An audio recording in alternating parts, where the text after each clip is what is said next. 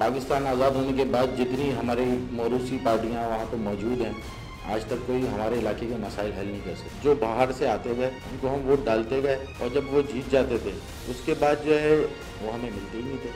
अगर इन्होंने लाइनें डाली भी हैं जो बल्दियाती नुमाइंदों ने और माजी में जितने लोगों ने, इनसे ये पूछ लिया जाए कि इनके पास ड्राइंग है, किस ड्राइंग पे डाली है। हम वोट दे दे के लाते रहे कि आ जाओ, जो हमारे इलाके के भी नहीं होते, हमारे हल्के के नहीं होते, हम उनको वोट देते हैं इलाके में। मुझ समेत हमने भी वोट दिए कि आवाम के मसाइल अब हल करने चाहिए। हमें ही आवाम की आवाज़ बनना पड़ेगा कि हम किसी का वोट बैंक नहीं काट रहे, हम कोशिश कर रहे हैं। तो जहांगीर तरीन साहब ने PTI छोड़ी नहीं थी, उनके साथ क्या हुआ क्या नहीं हुआ सबको पता है। सोलो फ्लाइट पे चलते रहे, आज वो अकेले हो गए। उनको किसी ने नहीं छोड़ा, वो खुद लोगों को धक्का देते रहे, तो आज ये हाल है। अस्सलाम वालेकुम, आप देख रहे हैं तशक्कुर टीवी और मैं हूं आपकी मेजबान सुबह ज़हरा। नाज़रीन, आज के पॉडकास्ट में हमारे साथ स्टूडियो में मौजूद हैं हल्का PS 127 से इस्तेहकाम पाकिस्तान पार्टी के उम्मीदवार सैयद मोहम्मद उर्दू। सबसे पहले सर, आपको आज के प्रोग्राम में खुशामदीद कहते हैं। मेरा पहला सवाल आपसे ये है कि पार्टी की ज्वाइन करने का मकसद क्या था? वालेकुम सलाम। देखें, मैं आपको बताऊं मेन मकसद क्या था कि मैं जो हूं माजी में परवेज़ मुशर्रफ साहब की पार्टी ऑल पाकिस्तान मुस्लिम लीग में भी रहा हूं और कोशिश यही थी, इस सियासत में जाने का मकसद ही ये था कि हमारे इलाके के जो मसाइल हैं वो पाकिस्तान आज़ाद होने के बाद जितनी हमारी मौरूसी पार्टियां वहाँ पर मौजूद हैं, आज तक कोई हमारे इलाके के मसाइल हल नहीं कर सके, जिसकी वजह से आज तक जो है अब हमारा एरिया जो है वो दिन ब दिन मुतासिर होता जा रहा है। और ये पाकिस्तान जब बना तो उसके बाद, पाकिस्तान बनने के बाद, ये पुरानी आबादियों में से एक लियाकताबाद C1 एरिया ये एक इलाका है और इसी तरीके से लियाकताबाद एक आबादी जो है वो पुरानी आबादियों में से एक आबादी है। लेकिन पाकिस्तान के साथ कभी इसकी तरक्की नहीं हो सकी। यही वजह थी क्योंकि हमारे आबा अजदाद भी जब हिजरत करके पहुँचे तो यहीं पहुँचे थे। मैं भी यहीं की पैदाइश हूँ, आज भी हमारे ख़ानदान के लोग यहाँ रहते हैं। आबा अजदाद उधर ही C1 एरिया के कब्रिस्तान में दफन है। तो वजह ये थी कि अब इलाके के जो मसाइल हैं उनको हल कौन करेगा, क्योंकि हमारे इलाके के जो लोग हैं थोड़ी सी मौरूसी सियासत में आज भी वहीं खड़े हैं कि हमेशा हमने उनको वोट दिया, जो बाहर से आते गए उनको हम वोट डालते गए और जब वो जीत जाते थे उसके बाद जो है वो हमें मिलते ही नहीं थे। फिर आप सियासी दफ्तरों के चक्कर लगाते रहें या कहीं पे भी तो वो आपको मिलेंगे ही नहीं। फिर 5 साल के लिए लोग गायब हो जाते हैं। सर, आप बार बार जिक्र कर रहे हैं कि मसाइल, तो देखने वालों को बताइएगा कि लियाकताबाद के असल मसाइल हैं क्या? देखें, असल मसाइल क्या है, लियाकताबाद भी एक गरीबी आबादी है। वहाँ पे अब के इलेक्ट्रिक का सबसे बड़ा मसला, उसके बाद सेवरेज का बड़ा मसला, अब पानी का बड़ा मसला, और अब जो है आते आते अब ये हाल हो गया कि अब वहाँ पे गैस के भी मसाइल खड़े हो गए।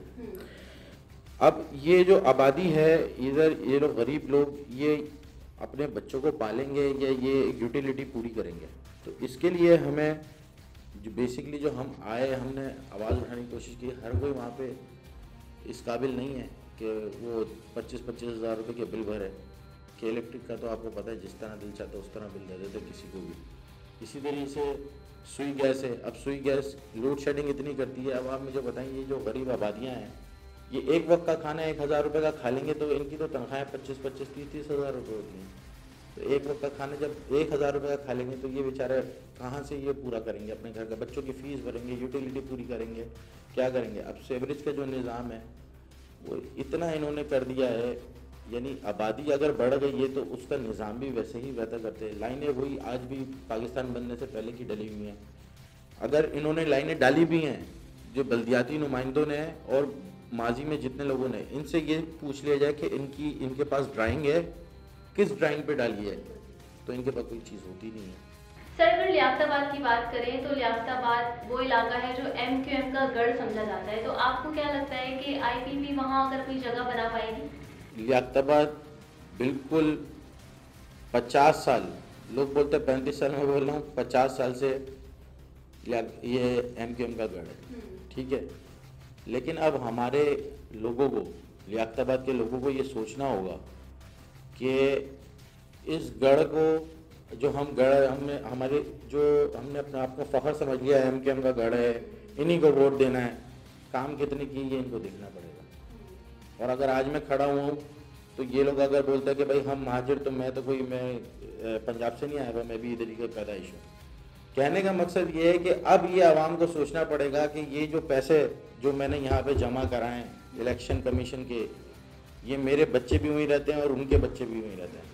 मैं अपने बच्चों की बराबरी करने के लिए इस मिशन के लिए उतर गया हूँ मैदान अमल में कि ये अब लियाकताबाद में ठीक करूँ, ये बच्चे मेरे बच्चे बिल्कुल बराबर की ज़िंदगी गुजार सकें, स्टेटस को ख़त्म किया जाए और मैं कहीं बाहर ना जाऊँ, मेरा घर वहीं है, मैं वहीं का पैदाइश हूँ। तो अगर वो इस्तेकाम पाकिस्तान हो या पीपल्स पार्टी हो, ये समझ लें कि जो भी बंदा खड़ा हुआ है उसकी नीयत क्या है, वो आपके मोहल्ले का है, उधर ही लियाकताबाद का बेटा है। ये छोड़ दें आप हमारा गढ़ था ये था, उस गढ़ में रहने वालों जो इनका गढ़ था उन्होंने क्या किया, सब पैसे बनाते गए, इधर उधर होते गए, हमें तो आज तक कोई नहीं मिला। रोडों का हाल वही है। सर एक बात, आप रोडों की बात करें तो मुझे रोड से ही ये सवाल आ रहा है कि हम देखते हैं कि स्ट्रीट क्राइम्स कराची में बहुत ज़्यादा बढ़ गए हैं और हालिया दिनों में आपने और मैंने विटनेस भी किया, और शायद एक ऐसा खौफ होता है कि आप रोड पर चल रहे होते हैं तो आपको ऐसा डर लगता है कि आप अपनी कीमती अशिया से बल्कि अपनी जान से भी महरूम हो जाएंगे। तो इस हवाले से आपने क्या सोचा या इस हवाले से आप क्या काम करेंगे जब आप इलेक्शन में कामयाब होते हैं? देखें, मैं बेसिकली लियाकताबाद की नुमाइंदगी करने का मकसद ही यही है कि लियाकताबाद की नुमाइंदगी करें तो इसलिए करें, अभी लियाकताबाद में भी ये इस तरह के दीगर मसाइल अभी भी मौजूद हैं। ठीक है, मसला यही है कि जब अवामी नुमाइंदा होगा ना, अब जब मेरा घर वहीं है, कोई मर रहा होगा, कुछ हो रहा होगा, कोई टारगेट किलिंग हो रही होगी, तो लोग मेरा दरवाज़ा खटखटा के मुझसे बोल सकते हैं और मुझे पता भी होगा क्योंकि मैं इस इलाके में रहता हूँ। ये नहीं होगा कि मुझे सुबह पता चलेगा आपके इलाके में ये हो गया, ये सुनते ही मैं गायब हो गया। तो हमारे साथ तो ये हुआ है, हमारे साथ जुल्म हुआ है और ये हमने खुद किया, किसी और ने नहीं किया। हम वोट दे दे के लाते रहे क्या आ जाओ, जो हमारे इलाके के भी नहीं होते, हमारे हल्के के नहीं होते, हम उनको वोट देते हैं, लाते हैं। मुझ समेत हमने भी वोट दिए, लेकिन अब इससे बाहर आना होगा, आपको खुद उस इलाके के लिए कुछ ना कुछ खुद करना पड़ेगा। हम ये देखते हैं कि पाकिस्तानी अवाम में ये चीज़ ज़्यादा है कि हम जो ज़बान बोलते हैं उसकी ही नुमाइंदगी करने वाली पार्टी को हम वोट देंगे, उसके अलावा हम अपना वोट किसी को नहीं देंगे। तो आपको क्या लगता है आजकल की जो नौजवान नस्ल है उसमें ये शऊर आ रहा है कि वो अपने वोट का हक जो है इस्तेमाल करने का सही तरीका समझते हैं? नहीं, बिल्कुल ये बात ठीक है। पहले हमें 35-40 साल तो इस पर लगा के रखा कि ये उर्दू नहीं बोलते, इनकी तरफ मत जाओ। ऐसा नहीं है, वो भी इंसान है। अच्छा, अगर वो लोग ठीक नहीं थे तो ये जो मौरूसी सियासत करने वाले, माजिर की सियासत करने वाले, इनकी जमातों में पठान सिराइकी कुछ नहीं थे। इन्होंने उनको अपने इलाकों में सीटें नहीं दी, उनको खड़ा करके जितवाया नहीं। तो बस बात यह है कि ऐसा नहीं है। और कराची की तरक्की अब पाकिस्तान की तरक्की से मुंसलिक होनी चाहिए। कराची और लियाकताबाद हो, नाज़िमाबाद हो, इसकी तरक्की जैसे जैसे पाकिस्तान की तरक्की हो, इनकी भी तरक्की होनी चाहिए। उसके लिए आपको आवाज़ उठानी पड़ेगी और उठाएंगे इंशाअल्लाह। सर, हम ये देखते हैं कि कराची का एक मसला ये भी है कि गैर मकामी कराची में आके आबाद हो जाते हैं और उसके बाद स्ट्रीट क्राइम्स जो भी हम देखते हैं, वारदातें हो रही होती हैं, बाद में पता चलता है कि यहाँ के नहीं थे, वहाँ के थे। अब ये चीज़ हमें इलेक्शन में भी देखने को मिलती है कि गैर मकामी लोगों को टिकट्स दे दिए जाते हैं। आप इस हवाले से क्या कहेंगे? क्या कराची के लिए उन लोगों को चूज़ नहीं करना चाहिए जो कराची से हों, कराची का दर्द समझते हों? देखिए, मेरा इलेक्शन में खड़े होने का मकसद, मैं जाके अगर मुझे सिर्फ पार्टी से टिकट लेके और कहीं और से किसी और एरिया से मैं ले लूँ, मैं डिफेंस की सीट पर चला जाऊँ, न्यू कराची की सीट पर चला जाऊँ, मैं सुरजानी की सीट पर चला जाऊँ, तो ये मेरा मफाद है। मैं अपने इलाके से सॉरी ये खड़ा ही इसलिए हुआ हूँ इलेक्शन के लिए। और मैं हमारे जो दोस्त हैं, और जैसे हमारे एक दोस्त और हैं अली मंसूर भाई, वो नाज़िमाबाद PS 128 से खड़ा। हमारा मकसद ये है, हम यहाँ की पैदाइश, हम इनके लिए क्यों ना काम करें। हम बाहर वालों के दर्द सुनने जा रहे हैं। मैं सुरजानी का दर्द सुनने, वो थोड़ी मुझे समझ में आएगा जब मैं रहता ही नहीं हूँ। जहाँ मैं रहता हूँ मैं उनका दर्द समझ सकता हूँ, मैं उधर ही के लिए खड़ा हूँगा, मैं क्यों जाऊँ। तो ये जो होता है कि मुख्तलिफ एरिया से खड़े हो जाते हैं, वो तो फिर अपनी पर्सनली वो है उन लोगों की कि बस अपनी मेरी वाहवाही हो जाए और जो है मैं जीत जाऊँ, उसके बाद माल झपटने के चले जाएंगे, फिर कौन मिलता है, आपको पता है 5 साल। सर, हम ये देख रहे हैं कि इस वक्त इलेक्शन में काफ़ी ज़्यादा तनाव में देखने को मिल रहा है। इलेक्शन आहिस्ता आहिस्ता जैसे जैसे डेट इलेक्शन के करीब आ रही है, गहमा गहमी मजीद बढ़ती नजर आ रही है। आप इस्तेकाम पाकिस्तान पार्टी को कहाँ खड़ा देखते हैं इस इलेक्शन में, अगर हम कराची की बात करें? देखें, हम किसी से मुकाबला नहीं करते, क्योंकि ये अभी नौमौलूद बच्चा है, अभी कुछ महीनों की वो है, लेकिन कोशिश कर रहे हैं इंशाल्लाह अच्छा रिजल्ट दें, अच्छी कोशिश करें। और ये सबसे अच्छी बात है इस्तेकाम में पाकिस्तान की कि वो कोशिश कर रहे हैं कि मुकामी इलाकाई लोगों को वहाँ के टिकट्स दें। ये सबसे अच्छी बात है। इसका मतलब कि वो सुन रहे हैं। जो पार्टी क़यादत आज सुन रही है ना आपकी बात, वो कल तक सुनेगी। वो चाहते हैं वो आपको अपने हल्के से हटा के किसी और हल्के पे ऑफर करते हैं, तो इसका मतलब कि वो भी लालच में बैठे थे, हम भी लालच में बैठे थे। तो इससे आपको बाहर आ गए, आना भी पड़ेगा। और वो लोग करेंगे इंशाल्लाह, कोशिश कर रहे हैं। ये अभी हम कबल अज़ वक्त है कहना कि हम यूँ कर लेंगे, हम कोई दावा नहीं कर रहे, हमारा मुकाबला किसी से नहीं है। कोशिश कर रहे हैं पाकिस्तान के लिए, मुल्क के लिए, अपने इलाकों के लिए। सर, आईबीपी का मंशूर था तामीर, तरक्की और इस्तेहकाम, तो आप अपने हल्के में उस मंशूर को कितना इम्प्लीमेंट करने में कामयाब होंगे, या आपने क्या प्लान किया उसके हवाले से बताइएगा। बेसिकली हमारा मकसद ही यही था तहरीक इस्तेहकाम में पाकिस्तान ज्वाइन करने का, कि उनका मंशूर वो हमारी जो है हमें क्लिक करा कि यार कोई तो पाकिस्तान के मज़दूर की बात कर रहा है, कोई पाकिस्तान के लिए बात कर रहा है कि इस्तेहकाम आ जाए। क्योंकि जो आप देख रहे हैं पिछले कुछ 1.5-2 साल से जो हलचल मची हुई है पाकिस्तान में, अगर इस्तेहकाम के लिए कोई काम करेगा उसके लिए हम भरपूर हवा लगाएंगे। जो उनका मंशूर है मज़दूर की तनख्वाह वो करेंगे, बिजली 300 यूनिट के लिए, उसके लिए जो मंशूर है उसके ऊपर पार्टी से हम बाकायदा उसके ऊपर काम करेंगे।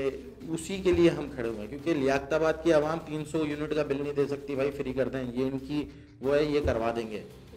ठीक है, उन्होंने बोला है कि भाई हम 40,000 रुपये तक जो है तनख्वाह करवा देंगे, तो भाई वो आप करवा दें, ये आवाम नहीं ले सकती ये इतना बड़ा बोझ। आधी कीमत पे पेट्रोल देंगे, उसके लिए बिल्कुल उन्होंने जो तैयारी की है वो उन्होंने हमें बताया है कि तैयारी उनकी कैसी है, वो आधी कीमत पे पेट्रोल किस तरह देंगे।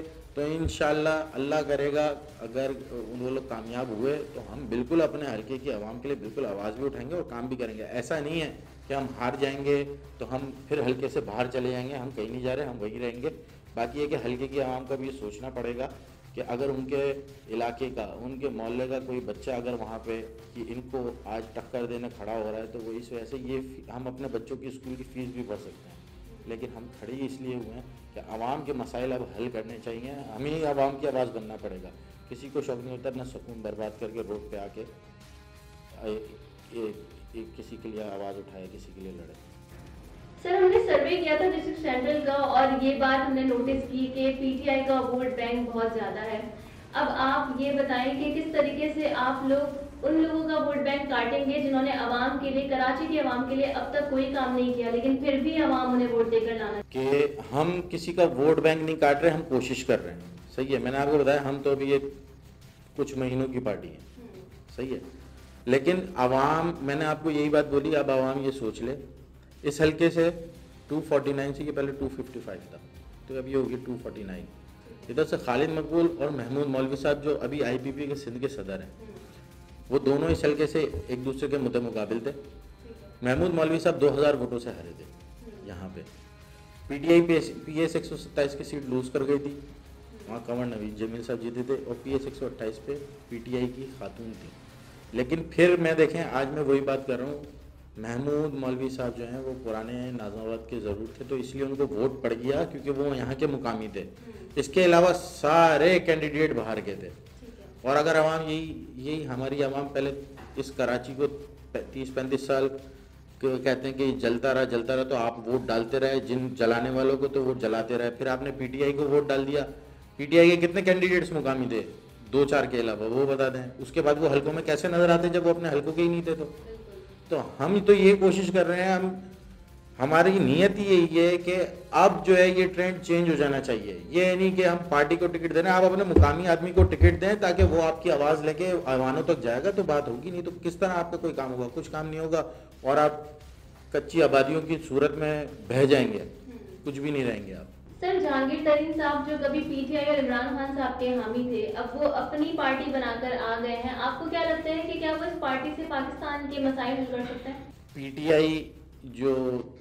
पीटीआई के लिए जहांगीर तरीन साहब ने सर्व किया काफ़ी, लेकिन कोई ये कहे कि वो अपनी पार्टी बना के आ गए हैं, तो जब मुखलिस दोस्त किसी के साथ नहीं देते तो उनको दूसरा रास्ता अपनाना पड़ता है। तो जहांगीर तरीन साहब ने पीटीआई छोड़ी नहीं थी, उनके साथ क्या हुआ क्या नहीं हुआ सबको पता है, ठीक है, वो सबके सामने है। इमरान खान सोलो फ्लाइट पे चलते रहे, आज वो अकेले हो गए। उनको किसी ने नहीं छोड़ा, वो खुद लोगों को धक्का देते रहे, तो आज ये हाल है।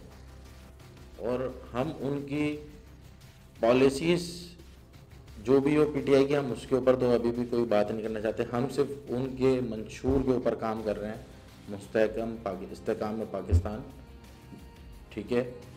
और जो वो बात कर रहे हैं गुरबत की, वो बात कर रहे हैं किसान की, वो बात कर रहे हैं तालिब इल्मों की, हम वो बात कर रहे हैं सिर्फ कि हम इसके वो हमें ये चीज़ें तमाम प्रोवाइड कर दें, उसके बाद हम उनका हमेशा उनके साथ खड़े रहेंगे।